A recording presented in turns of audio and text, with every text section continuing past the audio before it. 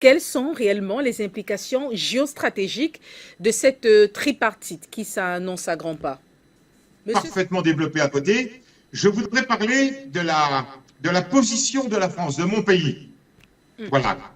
Pour qu'un pays soit légalement entendu, il faut que lui-même soit juridiquement légal.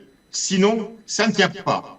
Et l'aspect juridique d'un pays, c'est sa constitution. Une constitution, c'est la loi des lois, on le sait.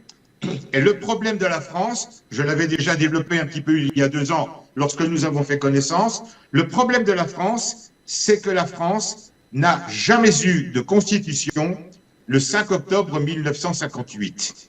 Alors, je ne vais pas refaire l'histoire, comment c'est arrivé, je vais parler simplement de la Constitution et d'expliquer, de détailler pourquoi il ne peut pas y avoir d'existence de Constitution en France. La Constitution a été votée le 28 septembre 1958 à 82%, c'est-à-dire à plébiscite. Voilà. Elle a été promulguée au journal officiel le 4 octobre 1958. Donc, à partir du 4 octobre 1958, nous parlons bien de la 5e République. Or, nous sommes aussi à cette époque, et c'est pour ça que le président René Coty de l'époque avait fait appel à M. Charles de Gaulle, qui était, je répète, je l'ai dit tout à l'heure, qui était colonel et non plus général. Il n'a été général que du 1er au 22 juin 1940.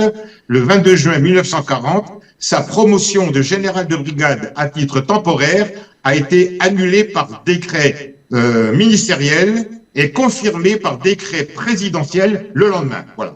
La cause est entendue, ça n'enlève rien à la grandeur militaire de cet homme. Hein. Je dis bien, le militaire, je suis moi-même ancien militaire,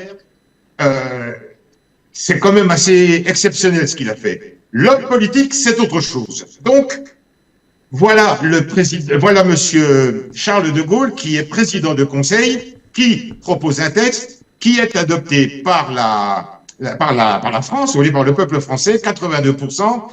C'est paru au journal officiel, on est entré en 5e République. Eh bien non. Car, figurez-vous que dans la Constitution, je suppose que vous le savez, on a tous entendu parler de la hiérarchie des normes et de la pyramide de Hans Kelsen. Voilà. On sait que la Déclaration des droits de l'homme de 1789 est supérieure à la Constitution. Là, je parle bien pour la France. Je sais que d'autres pays l'ont repris aussi à leur compte, parce que réellement, c'est un texte merveilleux. Mais en ce qui concerne la France, et on va voir les répercussions que ça va avoir sur le plan géopolitique. Donc, cet article, cette Constitution, dans le chapitre consacré, je veux dire, à l'autorité judiciaire, c'est-à-dire, on va dire, le 3e pouvoir, il est dit à l'article 65 que le président de la République préside le Conseil supérieur de la magistrature. Alors, chacun sait que le Conseil supérieur de la magistrature, c'est un, comment dirais-je, c'est un organe à part entière de l'autorité judiciaire. Là, déjà, le président préside. Il y a donc violation de la séparation des pouvoirs. Mais ça n'est pas tout. Dans le même article, il est dit aussi que le président de la République, quel qu'il soit, hein, donc c'était De Gaulle à l'époque, le président de la République nomme les 9 membres.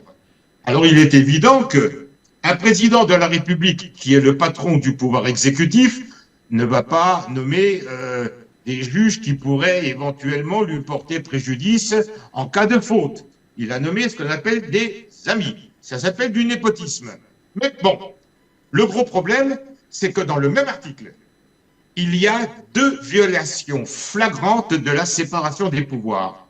Et le problème majeur de la Constitution, c'est que dans le préambule, il est inclus cette fameuse, ils ont appelé ça la Déclaration de 1789. Le titre entier, c'est Déclaration des droits de l'homme et du citoyen du 26 août 1789. Et son article 16 dit ceci.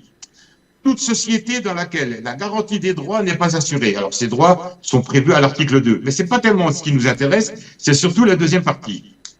Toute société dans laquelle la garantie des droits n'est pas assurée, ni la séparation des pouvoirs déterminée, n'a point de constitution.